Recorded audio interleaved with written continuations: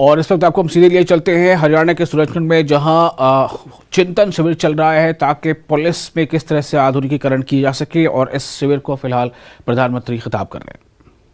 दशहरा, दुर्गा पूजा, दीपावली सहित अनेक उत्सव शांति और सौहार्द के साथ देशवासियों ने मनाए हैं। अभी छठ पूजा समेत कई अन्य त्योहार भी हैं। विभिन्न चुनौतियों के बीच इन त्योहारों में देश की एकता का सशक्त होना आपकी तैयारियों का भी प्रतिबिंब है। संविधान में भले कानून और व्यवस्था राज्यों का दायित्व है, लेकिन ये देश की एकता अखंडता के साथ भी उतने ही जुड़े हुए हैं। सूरजकुंड में हो रहा गृह मंत्रियों का ये चिंतन शिविर कोऑपरेटिव फेडरलिज्म का भी एक उत्तम उदाहरण है। हर एक राज्य एक दूसरे से सीखे, एक दूसरे से प्रेरणा ले, देश की बेहतरी के लिए मिलजुल करके काम करें। ये संविधान की भी भावना है और देशवासियों के प्रति हमारा दायित्व भी है। साथियों, आजादी का अमृत काल हमारे सामने है। आने वाले 25 साल देश में एक अमृत पीढ़ी के निर्माण के हैं। ये अमृत पीढ़ी पंच प्राणों के संकल्पों को धारण करके निर्मित होगी। विकसित भारत का निर्माण, गुलामी की हर सोच से मुक्ति, विरासत पर गर्व, एकता और एकजुटता और सबसे प्रमुख बात नागरिक कर्तव्य, इन पंच प्राणों का महत्व आप सभी भली भांति जानते हैं, समझते हैं। ये एक विराट संकल्प है जिसको सिर्फ और सिर्फ सबका प्रयास से ही सिद्ध किया जा सकता है। तरीके अपने अपने हो सकते हैं, रास्ते, प्रायोरिटी अलग अलग हो सकती हैं, लेकिन ये पंच प्राण देश के हर राज्य में हमारी गवर्नेंस की प्रेरणा होनी चाहिए। जब ये सुशासन के मूल में होंगे तो भारत के सामर्थ्य का विराट विस्तार होगा। जब देश का सामर्थ्य बढ़ेगा तो देश के हर नागरिक, हर परिवार का सामर्थ्य बढ़ेगा। यही तो सुशासन है जिसका लाभ देश के हर राज्य को समाज की आखिरी पंक्ति में खड़े व्यक्ति तक पहुंचाना है। इसमें आप सभी की बहुत बड़ी भूमिका है। साथियों, यहां आप में से अधिकतर या तो राज्य को नेतृत्व दे रहे हैं या फिर सीधे सीधे कानून व्यवस्था की जिम्मेदारी निभा रहे हैं। कानून व्यवस्था का सीधा संबंध राज्य के विकास से है। इसलिए राज्यों में विकास के लिए अनुकूल वातावरण बनाने में आप सभी के निर्णय और नीतियां और आपकी रीति ये बहुत अहम है। साथियों, कानून व्यवस्था के पूरे तंत्र का विश्वसनीय होना जनता के बीच उनका परसेप्शन क्या है, ये भी उतना ही महत्वपूर्ण है। आपने देखा है कि जब भी कोई नेचुरल कैलेमिटी होती है, प्राकृतिक आपदा होती है, तो इन दिनों एनडीआरएफ की, एसडीआरएफ की एक पहचान बनी हुई है।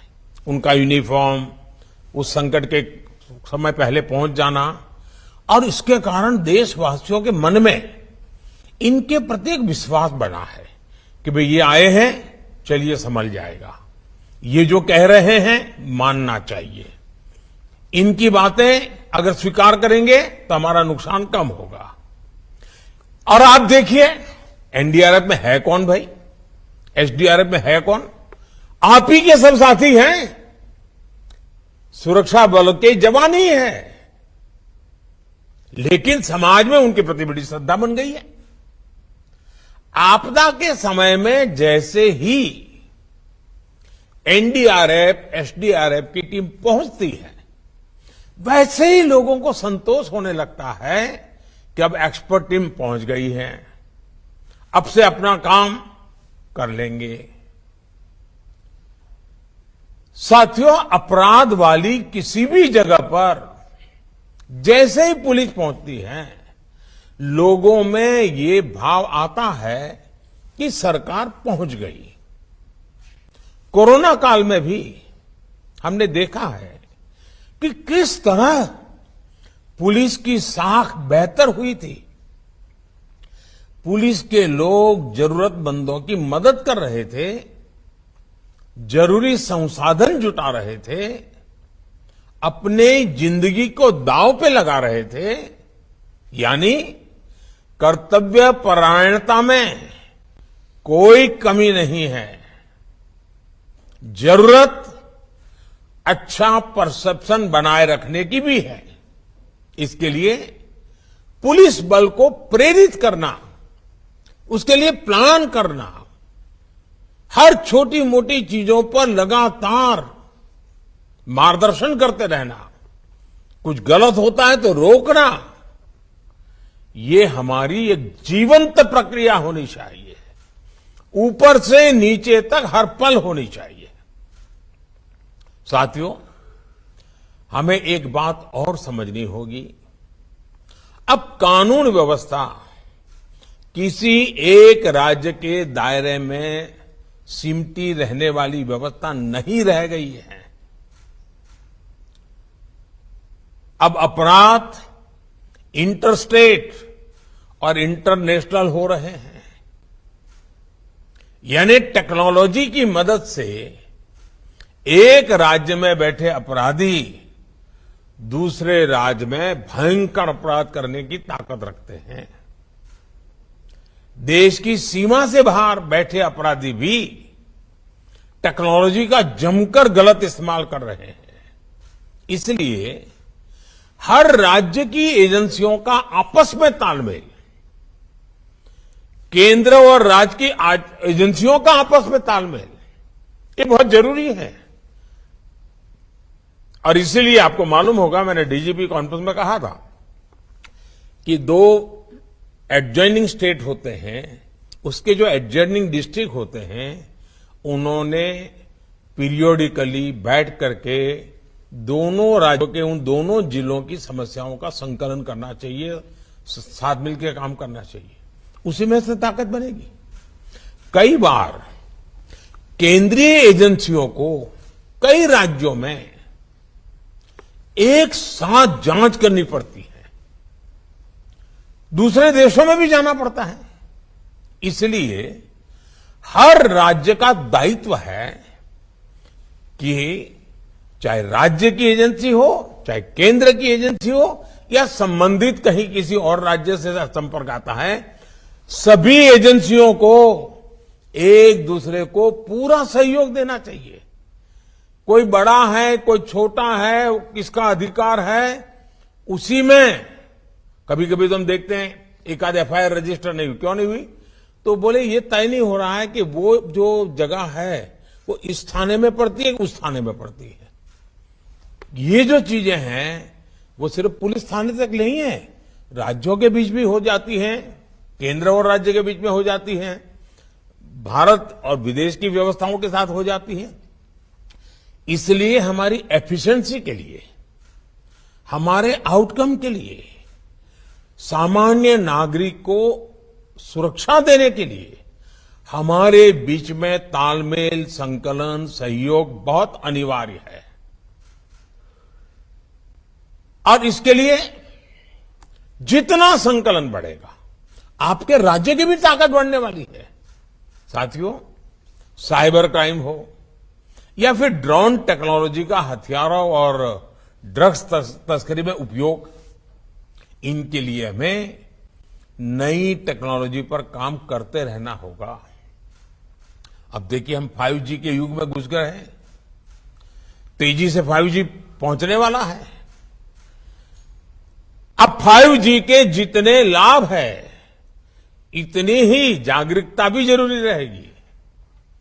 5G से facial recognition technology, automatic number plate recognition technology, drone और सीसीटीवी जैसी टेक्नोलॉजी, परफॉर्मेंस में ये कई गुना सुधार होने वाला है।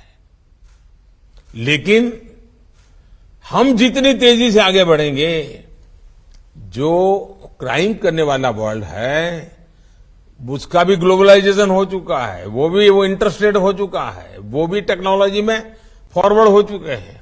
मतलब हमें उनसे 10 कदम आगे जाना होगा। हमें हमारी कानून व्यवस्था को भी स्मार्ट बनाना, इसके लिए बहुत ही आग्रह से काम करना पड़ेगा। साथियों, मेरा आग्रह ये भी है कि टेक्नोलॉजी को कृपा करके बजट के तराजू से न तोले। और मेरा सभी आदरणीय मुख्यमंत्रियों से, सभी आदरणीय गृह मंत्री जियों से इस विषय में एक टीम बना करके, दुनिया में क्रिमिनल वर्ल्ड किस टेक्नोलॉजी में आगे बढ़ रहा है, उपलब्ध टेक्नोलॉजी हमारे लोगों को कैसे सुरक्षा दे सकती है, इस पर गंभीरता से सोचना चाहिए। और इसमें जो बजट जाएगा, वो बाकी सैकड़ों खर्चों को बचाने का कारण बन जाएगा। और इसलिए टेक्नोलॉजी का बेहतर इस्तेमाल पूरे पुलिस तंत्र को तो मजबूत करता ही करता है, सामान्य मानवीय को सुरक्षा देने का एक विश्वास नीचे तक हम पहुंचा पा सकते हैं। टेक्नोलॉजी क्राइम प्रिवेंशन में भी मदद करती है और क्राइम डिटेक्शन में भी, क्राइम इन्वेस्टिगेशन में भी बहुत काम आती है। आज देखिए, कितने ही अपराधी सीसीटीवी की वजह से पकड़े जा रहे हैं। स्मार्ट सिटी अभियान के तहत शहरों में बनाए गए आधुनिक कमांड एंड कंट्रोल सिस्टम से भी बहुत मदद मिल रही है। साथियों, इस प्रकार की नई टेक्नोलॉजी के विकास के लिए केंद्र सरकार ने पुलिस टेक्नोलॉजी मिशन भी शुरू किया है। अनेक राज्य भी इसमें अपने स्तर पर काम कर रहे हैं। लेकिन यह अनुभव आ रहा है कि हमारे अलग अलग प्रयोग होने के कारण हमारी टेक्नोलॉजी एक दूसरे के साथ बात नहीं करती है और इसलिए हमारी एनर्जी वेस्ट होती है। वो जो भी मटेरियल है वो उस राज्य तक सीमित रहता है। हमें कॉमन प्लेटफॉर्म के विषय में बड़ा मन रख करके सोचना ही पड़ेगा। किसी एक के पास बहुत उत्तम चीज है तो ये मान करके न बैठे कि मेरे पास है, मैं तो किसी को दूंगा नहीं, मैं अपनी ताकत बनाए रखूंगा। एक समय आएगा, कितनी उत्तम टेक्नोलॉजी होगी और लोगों के सहयोग में नहीं होगी तो स्टैंड अलोन निकम्मी हो जाएगी। और इसलिए टेक्नोलॉजी में भारत के संदर्भ में सोचना, हमारी सभी best practices, best innovation common link वाले ही होने चाहिए, इंटर ऑपरेबल होने चाहिए, एक दूसरे के साथ लगातार सरलता से बात कर सके, ये व्यवस्थाएं अनिवार्य हैं। साथियों, आज फॉरेंसिक साइंस का महात्म्य बढ़ रहा है और वो सिर्फ पुलिस महकम के तक सीमित नहीं है जी। लीगल फर्टेनिटी को फॉरेंसिक साइंस समझना पड़ेगा, जुडिशरी को फॉरेंसिक साइंस समझना पड़ेगा, इवन हॉस्पिटल को भी फॉरेंसिक साइंस समझना पड़ेगा। इन सबके प्रयत्न से ही फॉरेंसिक साइंस का उपयोग क्राइम और क्रिमिनल को सजा दिलाने में बहुत काम आ सकता है। अकेला पुलिस के पास फॉरेंसिक साइंस की कुछ व्यवस्थाएं इनफ नहीं होगा, और इसलिए हर राज्य में हमें संकलित और संतुलित व्यवस्था, हर राज्य को गांधीनगर स्थित नेशनल फॉरेंसिक साइंस यूनिवर्सिटी की, और उसकी क्षमता आज दुनिया के 60-70 देश फॉरेंसिक साइंस यूनिवर्सिटी का लाभ ले रहे हैं। हमारे राज्यों ने भी बढ़ चढ़ करके लाभ लेना चाहिए। ये पूरी तरह फ्यूचरिस्टिक टेक्नोलॉजी ड्रिवन व्यवस्था है। ह्यूमन रिसोर्स डेवलपमेंट का भी वहां काम है, नए नए टेक्नोलॉजी टूल बनाने का भी काम है, और केस, बड़े कठिन केसेस को सुलझाने में भी वो लैब काम आ रही है। मैं समझता हूं कि इस व्यवस्था का उपयोग सभी राज्य सक्रियता से कैसे करें।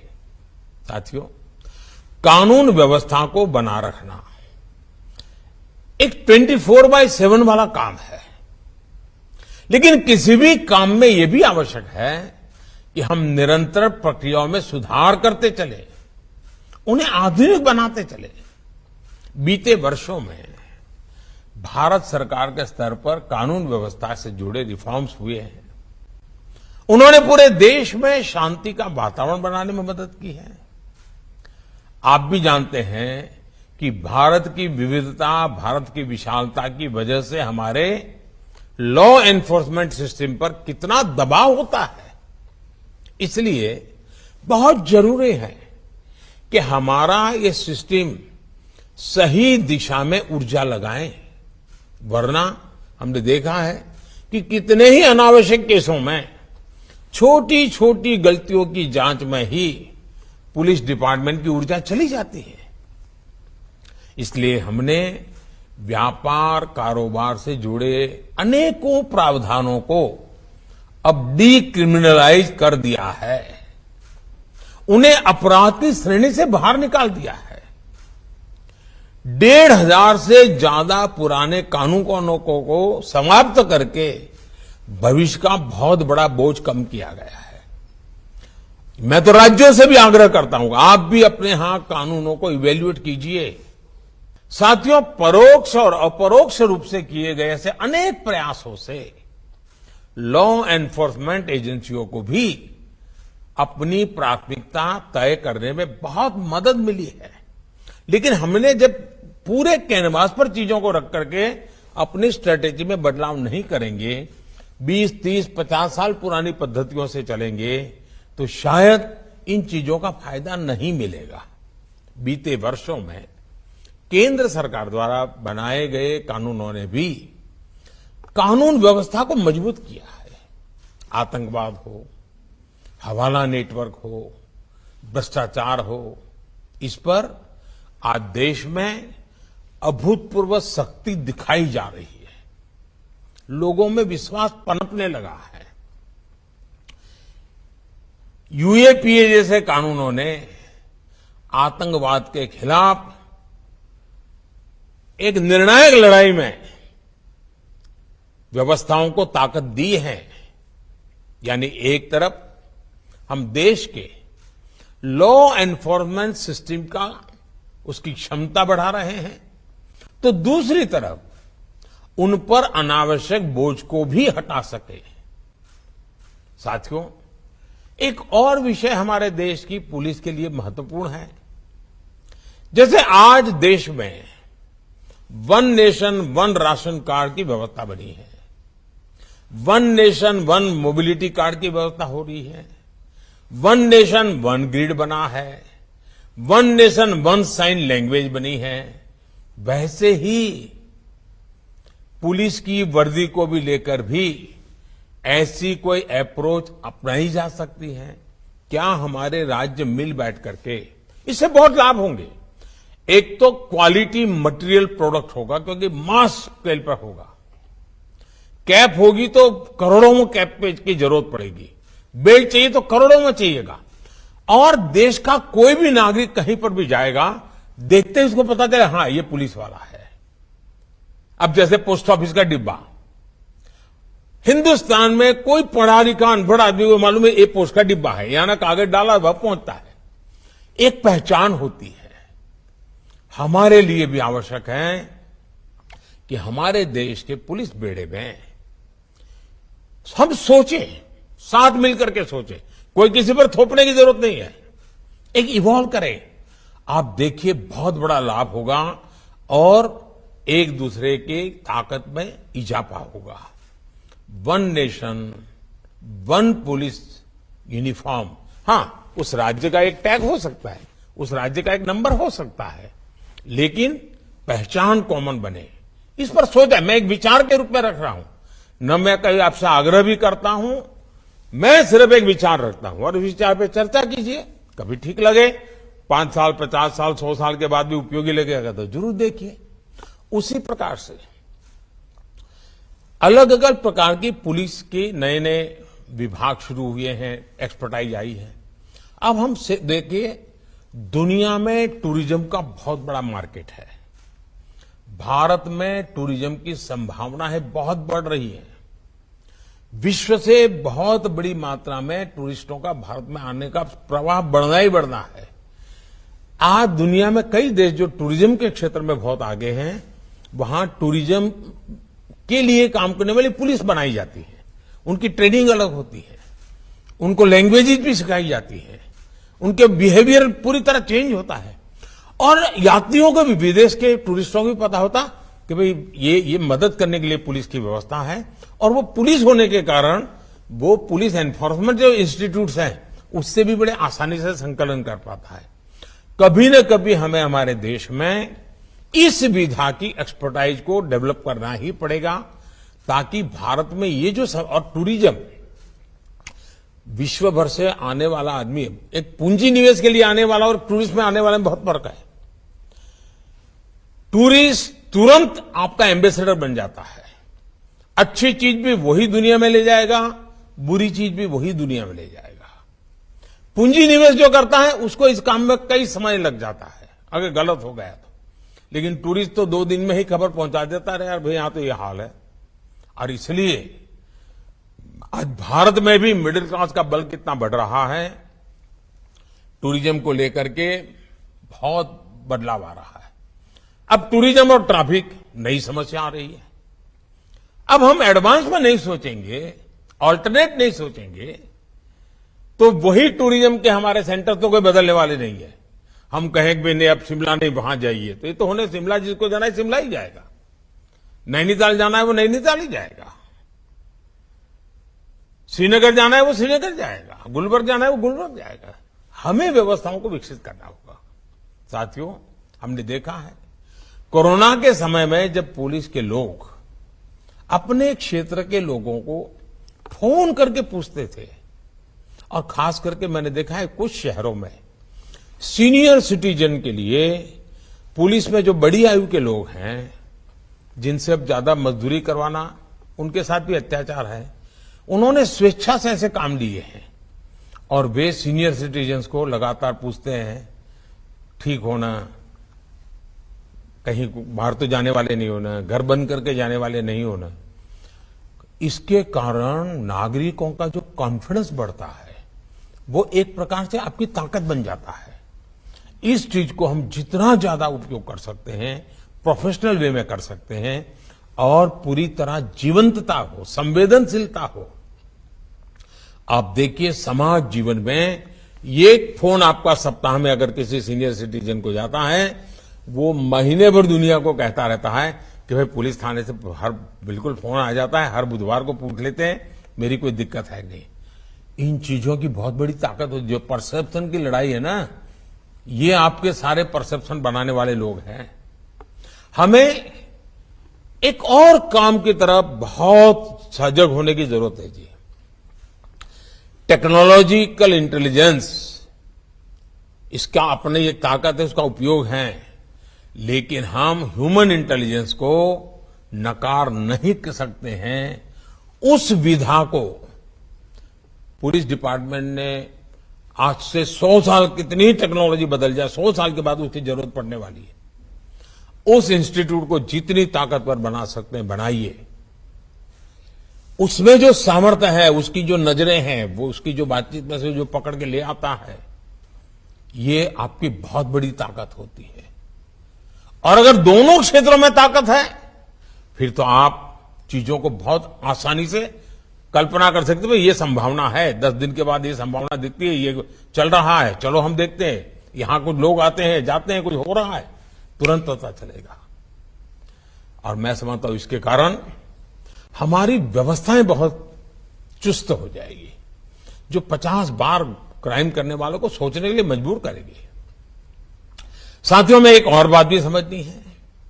आज वैश्विक स्तर पर भारत जितनी तेजी से आगे बढ़ रहा है, उतनी ही तेजी से भारत की चुनौतियां भी बढ़ने वाली है। पहले वो उपेक्षा की वृत्ति होती है, फिर उसका जरा मजाक उड़ाने की वृत्ति बनती है, फिर भी आप आगे बढ़ते हैं तो फिर थोड़ी कंपटीशन का भाव आ जाता है, प्रतिस्पर्धा आ जाती है, फिर भी आगे बढ़ते हैं तो दुश्मनी का रंग ले लेती है। विश्व की बहुत सारी ताकतें होगी जो नहीं चाहेगी कि उनके देश के संदर्भ में भारत कुछ सामर्थ्यवान बने।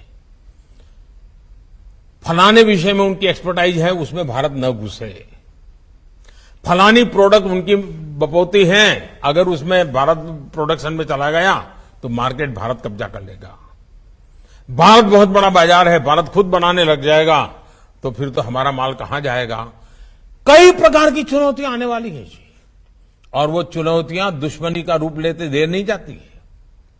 और इसलिए हमें हमारे इन सारी चैलेंजेस को हमें समझना है।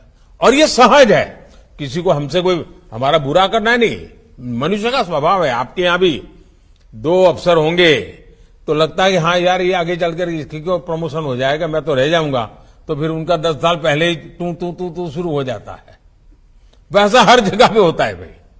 और इसलिए मैं कहता हूं कि हम थोड़ा दूर का सोच करके हमारे सामर्थ्य को, प्रोटेक्टेड एनवायरनमेंट, प्रॉपर मैसेजिंग, इसके लिए आवश्यक बारीकियों को, जो पहले की लॉ एंड ऑर्डर और आज की चुनौतियों में बहुत बड़ा फर्क आने वाला है।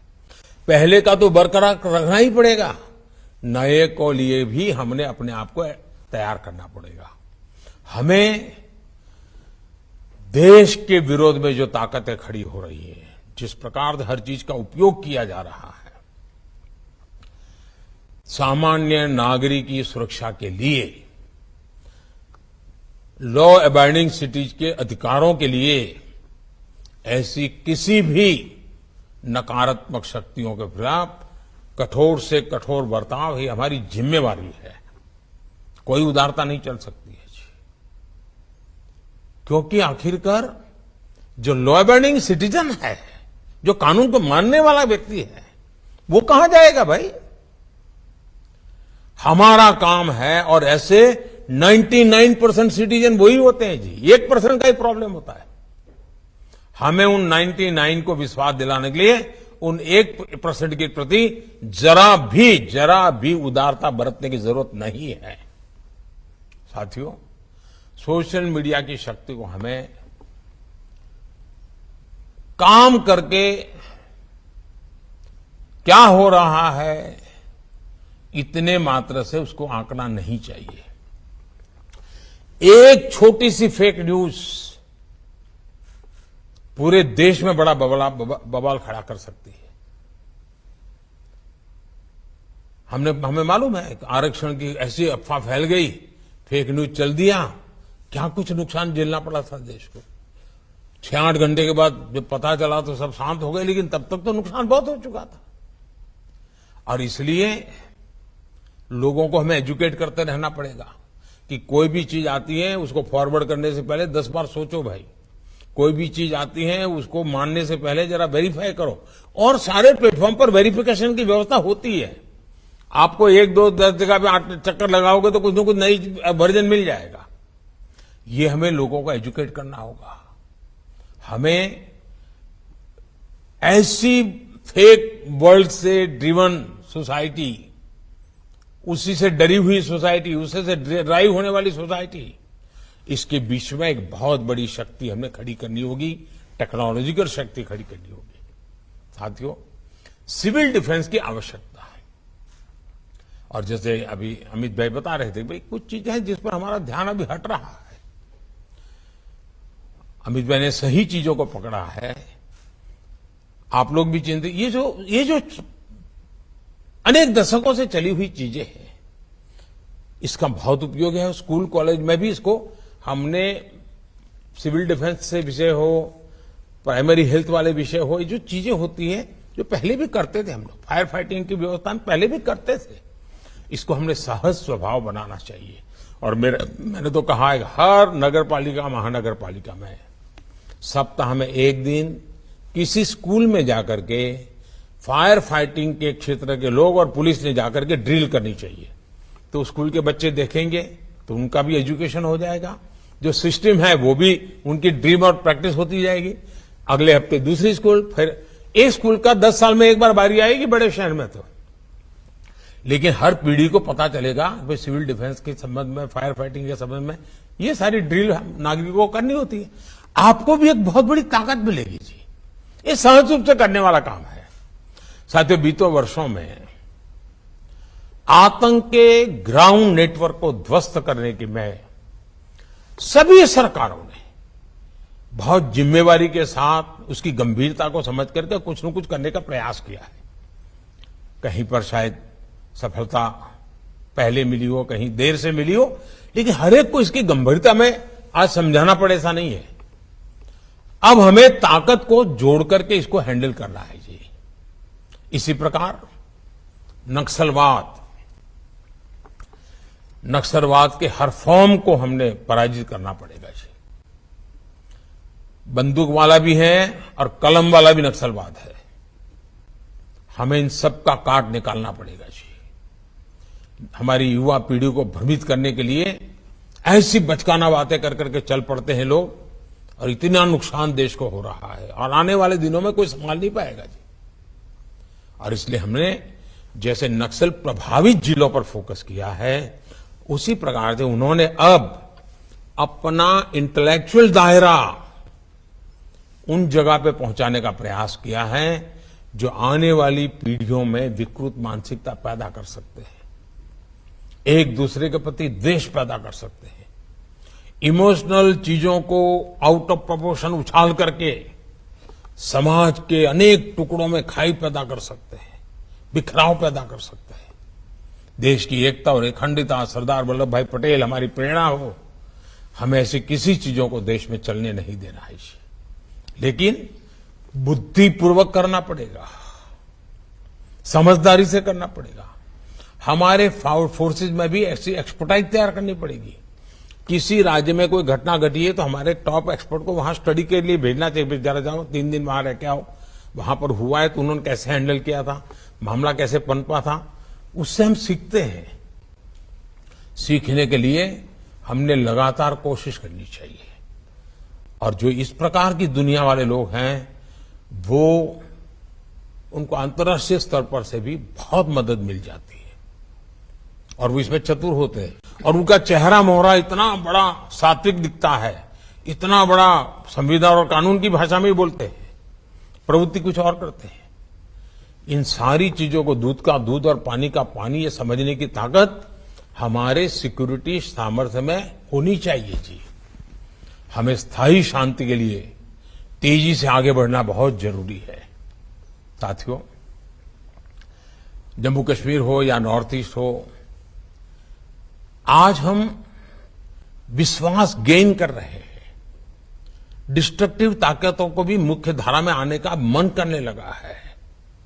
और जब हम विकास उनको नजर आता है, इंफ्रास्ट्रक्चर दिखता है, उनकी अपेक्षाएं पूरी हो रही हैं, तो वे भी अब शस्त्रों को छोड़ करके साथ चलने के लिए तैयार हो रहे हैं। उसी प्रकार से बॉर्डर और कोस्टल एरिया में हमें विकास की ओर देखना होगा।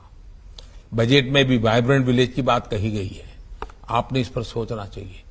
आपके टॉप अफसर, उनको बॉर्डर विलेज में नाइट स्टे करके आना चाहिए, आग्रह कीजिए। मैं तो मंत्रियों से भी कहूंगा कि कम से कम एक साल में 5 या 7 बॉर्डर विलेज में जाकर के 2-3 घंटे बिता के आइए, चाहे वो किसी स्टेट का बॉर्डर विलेज हो क्या इंटरनेशनल बॉर्डर विलेज हो। आपको बहुत कुछ बारीकियों का पता चलेगा। साथियों, हथियार, ड्रग, ये सारी जो तस्करी चल रही है, ड्रोन्स में एक नया संकट घुसा हुआ है। हमें हमारे बॉर्डर और कोस्टल, उनकी ये संकलन बहुत जरूरी है।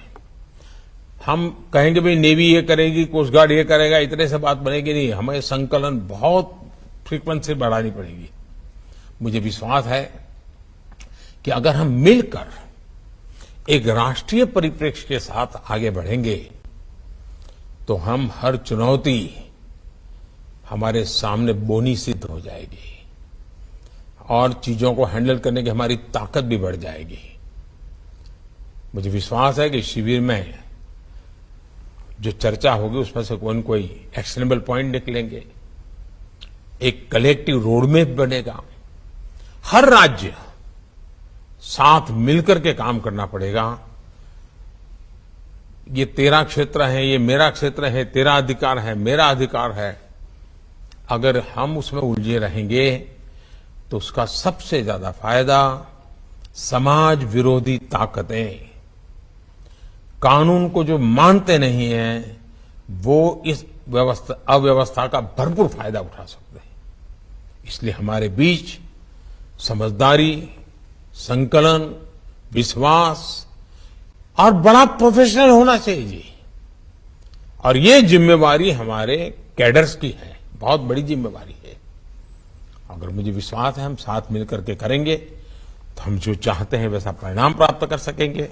और देश के लिए जो अवसर आया है, उस अवसर को पहली नजर में ताकत यूनिफॉर्म फोर्सेस से आती है। विश्वास का एक कारण यूनिफॉर्म फोर्सेस बन जाता है। हम उसको जितना ज्यादा ताकतवर बनाएंगे, जितना ज्यादा ब्रॉड विजन के साथ काम करने वाला बनाएंगे, जितना ज्यादा नागरिकों के प्रति संवेदनशील बनाएंगे, बहुत लाभ होगा। कुछ सुझाव मैंने डीजीपी कॉन्फ्रेंसिस में कही है। मैं सभी मुख्यमंत्री और गृह मंत्री से आग्रह करूंगा कि डीजीपी कॉन्फ्रेंस एक बहुत ही अच्छी इंस्टीट्यूशन के रूप में विकसित हुई है।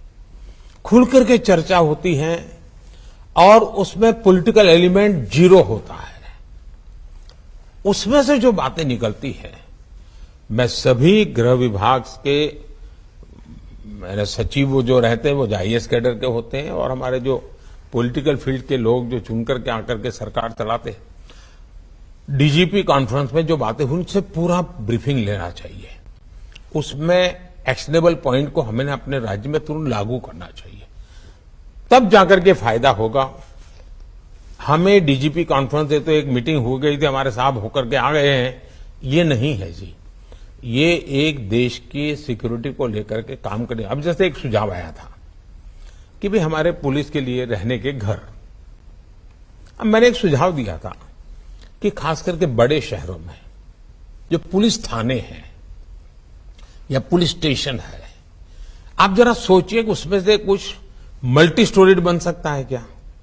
नीचे थाना चला रहेगा, लेकिन अगर ऊपर 20 मंजिला मकान बना दिया और क्वार्टर बना दिए रहने के लिए, तो उस इलाके के जितने पुलिस वाले हैं उनके लिए घर वहीं मिल जाएगा। ट्रांसफर हो जाएगी तो वो खाली करके चला जाएगा, तो जो आएगा उसको वही मकान मिल जाएगा। तो पुलिस को आज शहर के बाहर 25 किलोमीटर दूर घर मिलता है, उसको आने जाने में 2-2 घंटे लगते हैं। हम जमीन का भी ज्यादा उस राज्य से बात कर सकते हैं, उस कॉर्पोरेशन से बात कर सकते हैं, जरा उसको हाई राइज के लिए भी फायदा हुआ। और ऊपर भी हम सिक्योरिटी के लिए व्यवस्थाएं ऑर्गेनाइज कर सकते हैं, हम चीजों को देखने के लिए व्यवस्था ऑर्गेनाइज कर सकते हैं। यानी स्टैंड एलोन एक छोटा पुलिस थाना है, उसके बजाय आधुनिक पुलिस थाना भी बन जाएगा और उसी के ऊपर 20-25 मंजिला मकान बनकर के रहने के लिए घरों की व्यवस्था हो जाएगी। और मैं जरूर मानता हूं बड़े शहर में 25-50 थाने तो ऐसे जरूर मिल सकते हैं कि जहां इस प्रकार के डेवलपमेंट की संभावना है बहुत, क्योंकि बड़े शहरों में 20 किलोमीटर 25 किलोमीटर बाहर जाना पड़ रहा है पुलिस के क्वार्टर बनाने के लिए। और उसमें देखा होगा, अब जैसे अभी अमित भाई बता रहे थे कि भाई बजट जो देते हैं वो अब उपयोग नहीं हो रहा है, जितनी मात्रा में खर्च होना चाहिए नहीं हो रहा है। अब भारत सरकार में एक ऐसी स्थिति शुरू हुई है कि मुझे बार बार आग्रह करना पड़ता है कि जिस काम के लिए तय किया है उन बजट को उस काम के लिए उपयोग करो और समय सीमा में करो। आज पैसे खर्च नहीं कर पा रहे हम लोग। हमारे देश में इस स्थिति में नहीं चाहिए, हमें अपनी ताकत बढ़ानी होगी जी, हमारा सामर्थ्य बढ़ाना होगा, निर्णय शक्ति को बढ़ाना पड़ेगा, तब जाकर के इन धन का सही उपयोग समय सीमा में कर पाएंगे। और जब समय सीमा में धन का उपयोग होता है तो वेस्टेज तो बचता ही बचता है, हमें लाभ बहुत होता है। एक और मेरे विषय है आपका, मैं चाहता हूं सभी राज्य के पुलिस और भारत सरकार का पुलिस, जो हमने स्क्रैपिंग पॉलिसी लाए हैं उसका स्टडी कीजिए और आपके जितने पुराने व्हीकल हैं एक बार उनको स्क्रैप करने की दिशा में आप आगे बढ़िए। पुलिस के पास व्हीकल पुराना नहीं होना चाहिए क्योंकि उसकी एफिशिएंसी से जुड़ा हुआ विषय है। उससे कारण दो फायदे होंगे, जो स्क्रैपिंग की बिजनेस में आने वाले लोग हैं उनको एश्योरेंस मिल जाएगा कि भाई फलाने राज्य में 2000 व्हीकल स्क्रैपिंग के लिए ऑलरेडी उन्होंने आइडेंटिफाई कर दिए, चलो मैं एक यूनिट लगा देता हूं रिसाइकल का, सर्कुलर इकोनॉमी का काम हो जाएगा। और हम अगर 2000 व्हीकल वहां जाए तो जो नए व्हीकल बनाने वाली कंपनियां भी आ जाएगी कि भाई आप अगर 2000 व्हीकल हमारे साथ लेते हैं तो हम रेट इतना कम करेंगे, हम क्वालिटी में आपको जो चाहिए करके देंगे। इतना बढ़िया पैकेज बन सकता है जी। सभी हमारे पुलिस के पास आधुनिक से आधुनिक व्हीकल आ सकते हैं, हम उस पर सोचें। और मैं चाहता हूं कि मिनिस्टर खुद बुलाएं ऐसे जो स्क्रैपिंग की दुनिया में अच्छा काम कर सकते हैं, उनको कहीं भी हम चलो जमीन देते हैं आपको, आप एक स्क्रैपिंग के लिए यूनिट रिसाइकल के यूनिट लगा दीजिए, हम पहले पुलिस वाले व्हीकल दे देंगे आपको, हम पुलिस के लिए नए व्हीकल ले लेंगे। ये बहुत जरूरी है जी। भारत सरकार के भिन्न भिन्न यूनिट भी अपने पुराने सारे कूड़ा कचरा निकाल देते हैं और नए, तो हमारी एनवायरमेंट एफिशिएंसी सब में फर्क आएगा। तो ऐसी छोटी छोटी चीजों पर भी अगर आप कुछ निर्णय करके निकलेंगे और उसको समय सीमा में लागू करेंगे, आप देखिए आप लोगों को तो सुरक्षा देंगे, आप देश के विकास में भी बहुत बड़े भागीदार बन जाएंगे। और मुझे पूरा विश्वास है कि जिस गंभीरता से इस मीटिंग को आप लोगों ने लिया है और विशेष करके इतनी बड़ी संख्या में मुख्यमंत्रियों का आकर के इस मीटिंग में बैठना, सचमुच में तो जब मैंने आपको देखा हूं तो मेरा मन करता है मुझे वहां आपके बीच में होना चाहिए था, लेकिन पहले से कुछ कार्यक्रमों का इतना प्रेशर रहा है कि मैं नहीं आ पाया। लेकिन जब इतने सारे माननीय मुख्यमंत्री जी आते हो तो एक प्रधानमंत्री का स्वाभाविक मन कर जाता है कि जरा आपके बीच बैठूं, मैं भी आपके साथ चाय पान करते करते काफी बातें करूं, लेकिन मैं नहीं कर पाया। इस बार गृह मंत्री जी आपके साथ बात कर रहे हैं, वो जो भी विषय आप चर्चा करेंगे मुझ तक जरूर पहुंचेगा और मेरे हिस्से में जो जिम्मेवारी होगी, मैं सभी मुख्यमंत्रियों को, सभी गृह मंत्रियों को विश्वास दिलाता हूं कि आपकी आशा अपेक्षा